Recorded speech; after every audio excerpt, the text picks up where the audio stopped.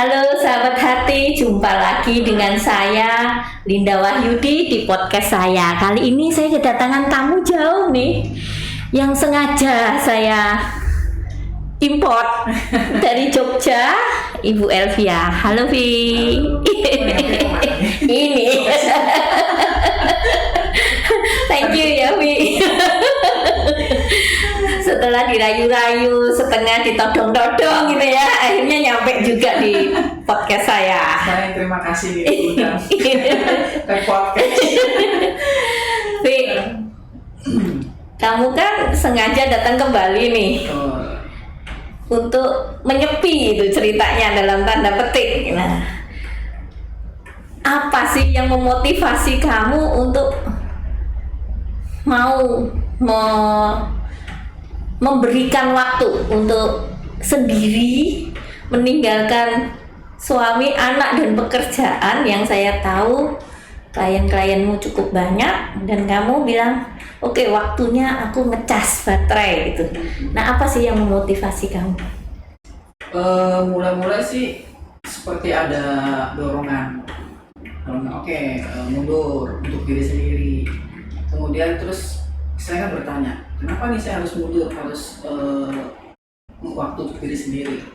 Ya, terus mulai mencari alasan logis dong, meninggalkan bagian diri, peran-peran saya sebagai istri, ibu, sebagai guru, sebagai ART, supir, hipnoterapis. Saya pikir itu kan cuma peran ya, yang paling penting itu kan diri saya. Jadi kalau saya harus ngecas diri saya supaya saya full energi untuk kembali berperan lagi. Terus ingat juga kata-kata Antonio Melo, padang gurun itu tempat kita dibentuk, dunia itu tempat kita berperan. Ya penting saya untuk mundur, untuk me time, mengambil waktu untuk diri saya. Coba apa yang masih perlu diperbaiki. Sebentar, saya perjelas lagi. Padang gurun tempat kita dibentuk, dan dunia tempat kita berperan. Oke. Ya udah, akhirnya terus setelah itu terus ada rasa, kalau pertama ada rasa didorong, kemudian ada rasa dipanggil. Saya berpikir 1 bulan saya mau pergi ke Bali. Sepanjang perjalanan itu saya berpikir apa saya nggak usah ke Bali ya, Jogja juga kan nggak kurang-kurang tempat untuk nyepi, Malang juga banyak. Tapi terasa kuat sekali justru panggilan untuk ke Bali. Makanya saya bilang ini Bali memanggil-manggil nih. Posisinya udah berangkat, ada aja kerjaan yang nggak bisa ditinggal. Sampai akhirnya besoknya mau berangkat, baru hari ini selesai semua urusan, saya langsung berangkat. Biasanya ketika kayak pengalaman saya dah, tiap tahun punya retret pribadi itu kadang-kadang halangannya banyak. Justru mau pergi tuh kayaknya kerjaan ini numpuk. Apakah kamu juga ngalami kayak begitu? Iya, tapi saya merasa ini bukan halangan. Ini kayaknya saya lagi dipersiapkan untuk menuju hari H. Hari H yang saya pilih tanggal waktu itu hari Rabu Abu. Saya pilih saya akan mengisi masa prapaskah di tempat pengasingan 40 hari. Tapi kemudian ada aja urusan yang harus saya mundur, tapi saya merasa kalau ini memang saya lagi dipersiapkan untuk pada hari H-nya. Selalu ada suara yang meneguhkan, tunggu. Begitu hari H-nya selesai, urusan selesai semua. Mantap, dipersiapkan benar-benar selama sampai saya berangkat, dari mulai rencana awal sampai keberangkatan tuh benar-benar dipersiapkan semua. Dan reaksi dari pasanganmu dan anak-anakmu bagaimana? Mula-mula saya bilang, Mami mau pergi, mungkin sekitar 30 hari atau 40 hari, Mami perlu ngecas baterai. Mami udah melakukan banyak lah. Mami harus me time untuk diri Mami sendiri sebagai person. Jadi Mami akan meninggalkan semua bagian diri yang lain, dan Mami akan mengambil hak istimewa privilege Mami sebagai person. Anak-anak langsung ngerti, pasangan juga ngerti. Jadi ya mantap. Vi, pada saat saya kan dari puluhan tahun yang lalu kan setiap tahun saya ambil retret pribadi seperti yang saya omong ya. Saya pergi ke tempat retret, entah itu Gedono, entah itu mana yang bareng sama kamu, Rawa Seneng, entah itu di Bali sendiri. Itu saya ambil biasanya cuma 3 hari loh, saya 3 hari 2 malam. Itu pun ada seorang sahabat saya yang kebetulan imam juga, dia bilang, kok kamu berani ya meninggalkan segalanya dan matikan handphone gitu. Saya dulu kan idealis banget, jadi saya bilang sama anak-anak saya, kalau butuh kamu telepon ke rumah retret ini, bilang aja dengan ibu ini gitu, mami akan matikan handphone. Banyak kalian yang tahu dan pasangan yang tahu gitu. Itu aja membuat teman saya bilang, kok kamu berani gitu, kita aja nggak berani gitu. Dan saya melihat saya belum apa-apa dibandingkan kamu yang mau 3 hari, 40 hari meninggalkan semuanya di saat klien-klienmu rame gitu, pekerjaanmu rame, dan kamu bilang oke, cukup dulu, saya mau ngecas gitu. Nah, keberanian itu ya karena dorongan itu atau gimana? Mulanya ada dorongan, kemudian saya olah lagi, ini dorongan apa, kemudian itu saya meninggalkan peran saya, karena peran saya kan bukan saya bukan peran saya diri saya sendiri. Ya oke, saya meninggalkan peran saya, mengambil hak istimewa saya sebagai person, saya akan mundur. Kemudian terus ada panggilan, setelah ada dorongan terasa ada panggilan gitu. Terus dipersiapkan semua jalannya, dari rencana awal saya sampai akhirnya saya berangkat tuh saya bisa merasakan gitu, ada penyertaan Tuhan bahwa memang ini direncanakan, bukan cuma saya yang merencanakan, Tuhan juga merencanakan gitu. Sampai pada hari harinya lancar semua gitu, hati juga rasanya ringan gitu. Oke, sekarang sampai di Bali nih, apa sih yang kamu lakukan? Minggu pertama saya tinggal di satu keluarga Bali. Saya datang hari pertama, sore malamnya ada keluarga Bali itu depan kamar saya meninggal. Akhirnya mereka punya upacara apa itu saya gitu. Ya biasa seperti rencana awal, doa, meditasi, baca buku, tapi belum ada perasaan apa gitu. Kalau nggak salah kamu puasa juga ya? Puasa, tapi perasaan datar gitu, sampai saya tuh berpikir, apa sih yang saya cari kesini? Kenapa saya membuang diri saya jauh-jauh ke Bali, itu yang saya cari apa? Kenapa saya nggak cukup cuma di Jogja atau di tempat lain di Pulau Jawa? Kenapa saya harus ke Bali? Saya nyari apa gitu? 1 minggu itu udah kalanya perasaan, nggak ada perasaan sedih, sepi, takut, apa nggak ada. Jadi ya itu masa-masa mungkin adaptasi, dibilang adaptasi enggak, seperti biasa aja, nggak ada rasa-rasa seperti gimana. Setelah nggak ada rasa-rasa itu kamu nggak kepengen pulang gitu? Ngapain aku ke Bali nggak ada apa-apa itu ternyata? Enggak, justru saya mencari apalagi nih akan terjadi. Ternyata nggak terjadi apa-apa. Saya tunggu, saya bertekad, saya kesini, saya akan nunggu. Saya akan nunggu, entah menunggu apa, pokoknya pasti ada sesuatu terjadi. Masa-masa menanti dengan sabar, karena nggak terjadi apa-apa memang. Di situ tuh sebenarnya saya belajar tentang tentang kesetiaan sama janji kan.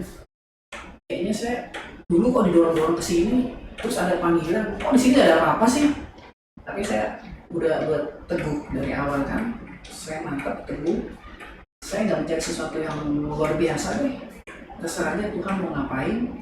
Bahkan nggak terjadi apa-apapun, saya tetap sesuai rencana. Saya akan di sini sampai saya menemukan nggak tahu apaan gitu.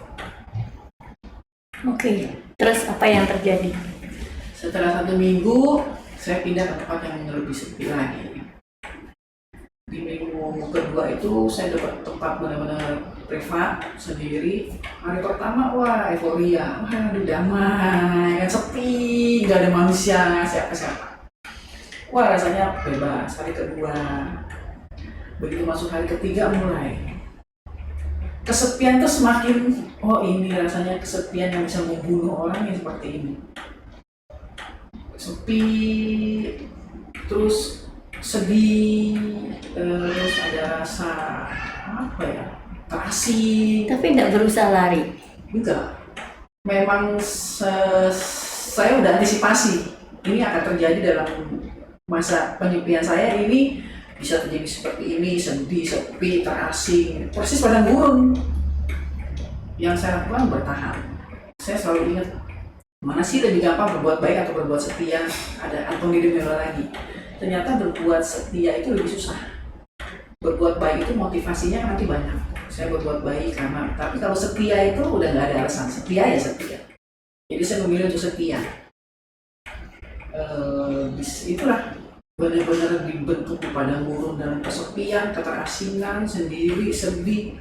Kemudian mulai muncul segala macam hal-hal di masa lalu yang menyakitkan, yang biasanya timbul sekilas saya abaikan, karena mungkin sibuk ngurus anak, ngurus rumah, ngurus pekerjaan. Tapi di sini saya benar-benar nggak sibuk. Saya khusus memberikan waktu untuk diri. Mulai timbul perasaan yang masa lalu yang sedih itu intens sekali. Mulai masa-masa yang saya abaikan itu dia keluar semua.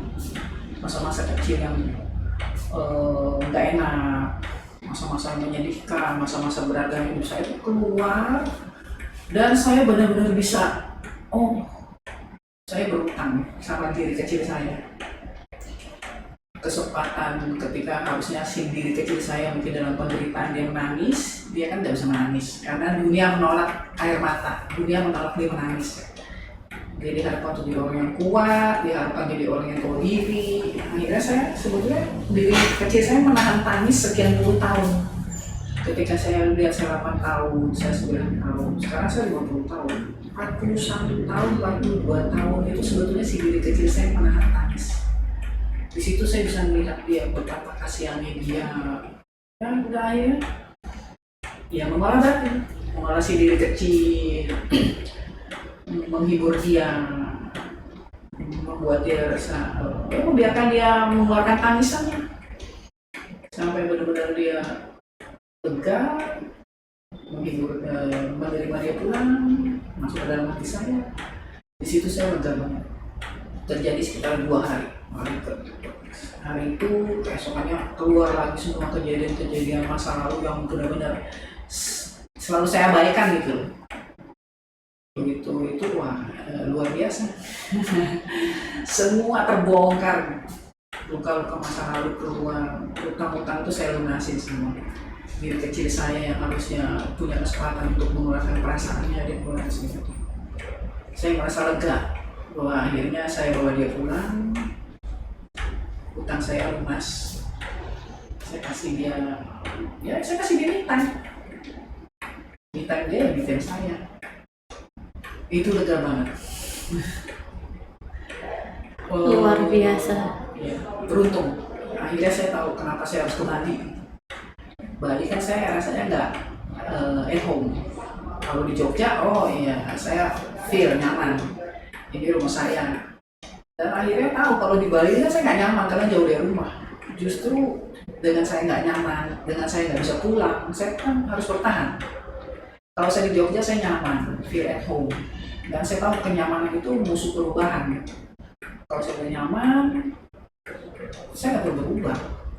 Justru kalau di Bali saya terasing, jauh, saya nggak bisa pulang, mau sedih, mau kangen rumah, kayak mau takut, mau apa, saya bertahan. Di situ justru benar-benar kita tuh diolahnya di situ, di masa-masa yang nggak enak. Beruntung saya ke Bali, jauh dari mana-mana, nggak bisa pulang. Semakin menderita tuh semakin jadi kita tahu di mana itu poin-poinnya. Elvia, kan saya sempat mengunjungi kamu di tempat penyepianmu gitu. Terus saya membayangkan kalau saya disuruh di tempat itu sendirian, saya bilang enggak deh, saya pasti akan ketakutan sekali. Ya memang karakter kita beda, tapi apa yang membuat kamu berani gitu loh ngadepin, apalagi kamu bercerita pernah mati lampu dan kamu sendirian, kamu gak kenal lingkungan, kalau ada orang masuk bagaimana gitu, gimana kamu bisa setia? Itu kan gampang ngomong loh, tapi kalau dalam keadaan yang menakutkan itu kan biasanya kita cenderung untuk menyelamatkan diri gitu. Saya sejak awal pilih Bali juga, Bali itu aman, satu. Kemudian saya lihat tempatnya, saya nyaman, nggak terlalu besar, nyaman. Ya udah, selebihnya sebetulnya banyak perasaan yang lebih ngeri daripada sekedar takut. Sepi, terasing, sendirian, sedih, itu juga ngeri. Saya rasa itu lebih ngeri daripada takut itu sendiri. Kalau kita ngadepin orang itu kan, iya kelihatan. Ngadepin perasaan yang cuma bisa kita yang ngadepin itu, menurut saya lebih ngeri sebetulnya. Tapi nggak takut hantu gitu? Karena dari awal masuk rumah itu saya udah rasa nyaman, gitu. Feel ini kan kita nggak bisa ngomong ya, ini nyaman. Gitu. Oh. Bayangan saya kalau yang gitu tuh hanya rahib-rahib gitu yang berani. Kalaupun biasanya orang retret pribadi yang saya tahu ya, di Bali ini juga ada retret meditasi 2 minggu apa, mereka nggak boleh bawa handphone, tapi kan rame-rame, nggak sendirian begitu. Nah ini sendirian terus mati lampu lagi gitu, dan kamu nggak lari gitu. Sebelum berangkat sih udah saya perhitungkan kira-kira mungkin yang akan terjadi. Saya takut di rumah sendiri, mungkin saya akan kesepian, mungkin akan sedih, yang apa, siap nggak siap, ya udah siap. Tapi memang akhirnya juga banyak belajar ya kan, bahwa ya itu kita tuh nggak bisa, jangan berpikir untuk membunuh sepi, yang ada sepi yang membunuh kita gitu. Karena dalam keadaan kita sepi, kita rasingan, benar-benar kita dihadapkan sama diri kita sendiri. Nah di situ lebih beratnya di situ. Kita melihat masa lalu kita, luka-luka batin kita, itu kan gak enak banget. Gak ada orang yang nolong kita. Benar-benar kesepian itu menghadapkan kita sama diri kita. Itu yang lebih mengerikan daripada cuma sekedar takut orang masuk atau takut hantu. Ini lebih ngeri lagi diri kita sendiri. Luka-luka yang udah ya mungkin kita pendam, kita tutup, terus dia keluar lagi, kita nggak hadapin gimana. Karena itu keluar, kita hadapin rasanya kita juga belum tentu kuat. Itu rasa-rasa itu lebih ngeri lagi, sebetulnya lebih gak enak lagi. Apa sih kegiatanmu kalau dalam waktu nyepi? Pagi kamu bangun tidur ngapain gitu? Ya doa, rosario, meditasi, senam energi, baca buku, makan, doa lagi, meditasi lagi, baca buku lagi. Sama sekali nggak internetan, YouTube, nonton terus gitu nggak? Enggak, kecuali paling ngomongin anak-anak sesekali. Hebat ya. Ya, Kalau saya biasanya kesepian atau gelisah larinya ke YouTube, nonton gitu. kebetulan nggak terlalu hobi juga sih ya, mungkin kalau hobi ya nggak terlalu hobi. Jadi nggak kesepian gitu kalau saya. Justru saya tahu kalau kita membunuh sepi dengan cara begitu, kita akhirnya saya nggak dapat apa-apa. Iya. Saya tahu saya nggak boleh membunuh si sepi ini nih, karena kalau nggak kesepian ini bisa membunuh saya. Makanya saya ya udah terima aja, nggak mencoba juga untuk lari, nggak mencoba juga untuk membunuh dia, karena saya tahu justru kalau kita biarkan dia baru akan keluar semua. Apa yang kamu dapat? Yang pasti ya penyembuhan masa kecil. Yang saya sangat nggak sangka gitu. Sesuatu yang sering berkelebat itu sering sebetulnya setelah saya amati sekarang itu semua sering keluar. Cuma mungkin karena terlalu menyakitkan atau udah terlalu udah terlalu lama lah, udah biarin, saya pikir nggak masalah. Ternyata saya baru tahu gitu, saya punya banyak kesedihan sekian puluh tahun. Kalau pagi kalau baca bukunya David Hawkins ya, kesedihan itu level empatinya kan rendah. Saya baru sadar gitu, ternyata selama ini saya pikir saya oke lah, nggak memendam kesedihan apapun. Ternyata saya memendam kesedihan yang mendalam 40 tahun lebih. Beruntung banget, akhirnya saya bisa rilis, rilis, terus bisa akhirnya bertemu diri kecil saya udah begitu bisa damai, nyaman. Beruntung banget, setelah rilis lega itu langsung diajak pulang, udah selesai pulang. Padahal saya rencanakan mau sampai nyepi sampai sebulan, tapi udah pulang nyaman gitu kan saya. Baru saya timbang-timbang kapan saya mau pulang. Begitu selesai itu langsung ada ajakan pulang, ayo pulang. Udah selesai. Oke, kalau misalnya eh, kamu ingin menyarankan kepada saya deh atau ada supaya berani untuk mengambil waktu dan berhadapan dengan sepi itu, apa yang kamu katakan pada saya? Iya, diri kita berharga ya. Diri kita berharga, layak mendapat me time, layak mendapat perhatian. Kita bukan cuma bawa diri kita kan, bawa diri kecil kita berutang loh sama diri kecil kita. Saya berutang sama diri kecil saya yang dia menahan tangis 2 tahun, susah menderita, dia nggak bisa nangis. Itu kan dia menahan. Sebetulnya saya bilang saya sangat terlambat datang sama dia. Ya kan, ya. Kita satu berharga, terus kita berutang banyak sama diri kecil kita. Coba deh, memang harus niat, harus ada kemauan. Dan itu worth it banget. Seminggu itu worth itu berharga banget. Maksudnya kita benar-benar ngecas baterai kita sampai full. Seperti kembali lagi padang gurun tempat kita dibentuk. Ya, dunia ini tempat kita berkarya. Kita kan maunya berkarya, kita dalam keadaan yang ini kan full energi gitu, dalam keadaan utuh. Motivasi kita juga jadi nanti jelas, nggak ditunggangi sama emosi-emosi yang belum selesai. Seperti ketika saya nerapi klien itu punya isu tentang masa kecil, itu saya ikut sedih. Jangan-jangan saya bukan sedih sama dia loh, sedih sama diri saya loh, ya kan? Jadi motivasi saya ini juga nggak jelas. Saya nanti menolong dia, jangan-jangan saya bukan menolong dia, sebenarnya saya lebih menolong diri kecil saya. Tapi begitu ini rilis, kita bisa lebih memandang kasus klien itu lebih netral. Kalau enggak, sering terbawa beberapa isu yang klien itu begini. Ini saya aware juga di situ. Kenapa setiap ada kasus yang ini saya kok terbawa gitu. Kasus yang lain-lain enggak. Oh, berarti saya masih punya masalah yang belum selesai di isu yang itu. Banyak ya klien saya atau sahabat saya yang selalu mengatakan tidak punya waktu untuk meditasi. Dimana kamu mau menyarankan sama mereka bahwa meditasi itu sangat-sangat perlu untuk membebaskan diri gitu. Kalau menurut saya sih perlu banget ya. Kita mencari ke dalam gimana caranya kalau meditasi, ya. Dan manusia kan begini, kata Romo Wolf di bukunya Sisi Terang Sisi Gelap. Manusia punya sisi serang, punya sisi gelap. Sisi gelapnya itu adalah kebalikan dari performa dia. Ditaruh di dalam kantong gelap diri kita, shadow. Terus kita daripada repot-repot, kita lebih gampang memproyeksikannya sisi gelap kita ke orang lain.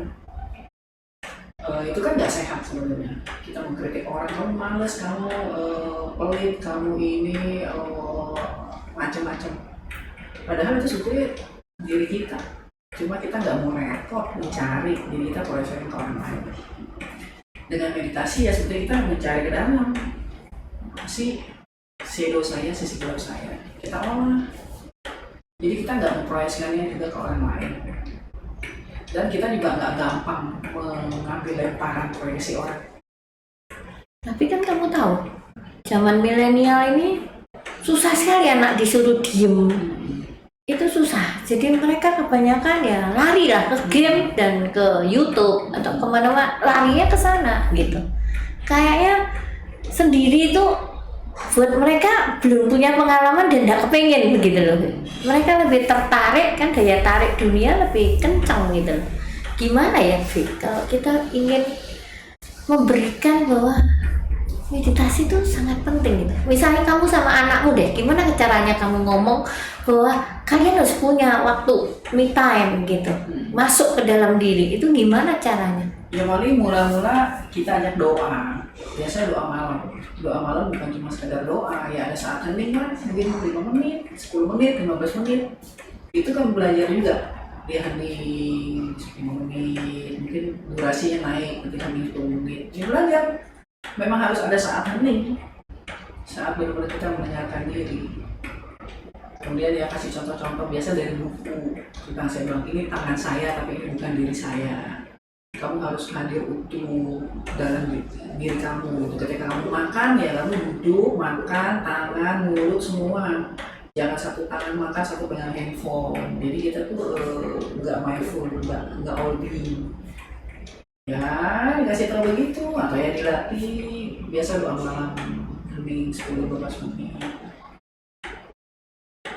Saya ingat ya dulu tuh kalau ngajak anak-anak saya doa rosario aja susahnya saya mati gitu. Diajak doa rosario langsung tidur semua ya. Satu di pangkuan kiri, satu di pangkuan kanan gitu. Jadi saya bingung tak ajak adorasi. Saya bilang 5 menit aja kamu adorasi. Ya udah mami aja deh gitu. Jadi saya merasa ya Iya sih, kalau kita kurang hening itu kurang diem, hidup jadi kurang mendalam ya. Orang bisa maju bisa, tapi orang kemajuan maju, tapi secara peradaban dia nggak maju. Teknologi maju, kepintaran anak sekarang maju, mereka peradabannya belum tentu. saya ingat omongannya Pak Adi, kalau kamu sibuk kamu butuh waktu meditasi setengah jam, kalau kamu sangat sibuk 1 jam gitu. Saya jadi bingung, kok sangat sibuk justru kita lebih banyak waktu yang diperlukan gitu. Setelah saya pelajarin, oh iya memang semakin kita sibuk harusnya semakin. Sebetulnya dengan meditasi justru kita makin diasah loh ya, intuisi makin terasa, kita mengenal orang juga bisa semakin kita bisa baca orang, itu juga berguna banget buat studi, buat bisnis ya kan. Sebenarnya lebih berguna daripada kita. Tapi orang sangat takut ya kehilangan waktu untuk meditasi. Padahal dengan kita menyisihkan waktu untuk meditasi, kita waktu untuk bekerja malah lebih sedikit. Iya. katanya kalau kita ngisikan waktu kita punya lebih banyak waktu lagi gitu. Nah, kita kerja lebih efisien kan, intuisi kita lebih tajam, kita menilai orang juga lebih ini. Kemudian ya hal-hal baik banyak datang lah sama kita ya. Saya belajar banyak. Mungkin saya belum seberani kamu. Retret pribadi udah lama, udah puluhan tahun. Tapi ya itu beraninya cuma 3 hari 2 malam. Itu pun cari tempat yang memang tempat retret. Maksudnya walaupun sendirian, tapi saya tahu di sana itu ada suster-suster banyak gitu, atau ada bruder-bruder banyak di sebelah sana tuh. Jadi saya masih nggak takut gitu. Sebetulnya sih perlu juga menurut saya ada pemimpin. Jaga-jaga kalau kita terlalu mungkin kita melihat luka-luka kita, trauma kita, terus kita terlalu histeris atau kita terlalu bereaksi. Kalau ada pembimbing itu berguna banget. Justru kalau ada pembimbing itu bahaya ya. Maksudnya jangan dilakukan bukan untuknya ada ahli, jangan dilakukan ahlinya. Jadi tidak untuk ditiru oleh awam. Bukan ahli. Yang bukan ahlinya gitu ya. Memang harus pakai pembimbing, tetap lebih aman pakai pembimbing. Kita kan nggak tahu apa sih yang di bawah itu ya kan. Kita punya luka-luka apa sih, traumanya sebesar apa sih gitu kan. Jangan sampai terus kita jadi error atau gitu. Jangan dilakukan ya kalau nggak ahli. Jadi boleh manggil Elvia untuk ngawasin. Ada CCTV.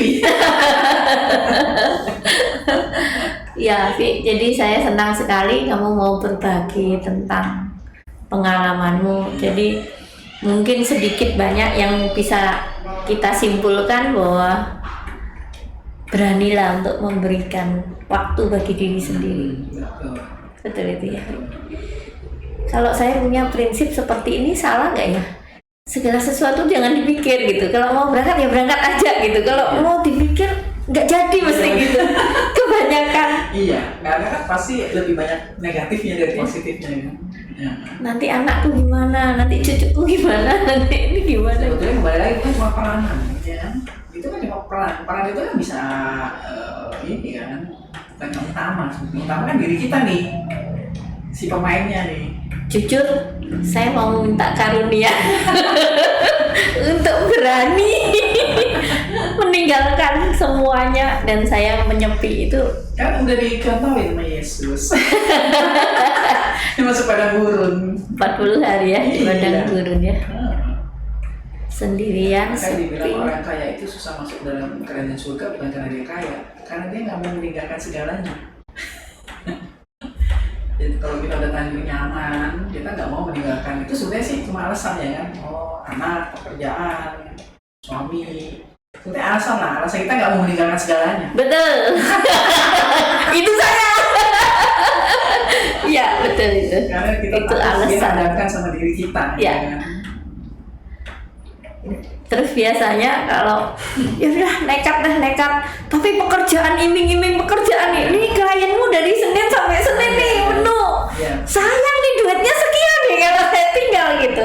Saya waktu mau berangkat pun klien udah bilang boleh nggak ibu tunda lagi 2 minggu.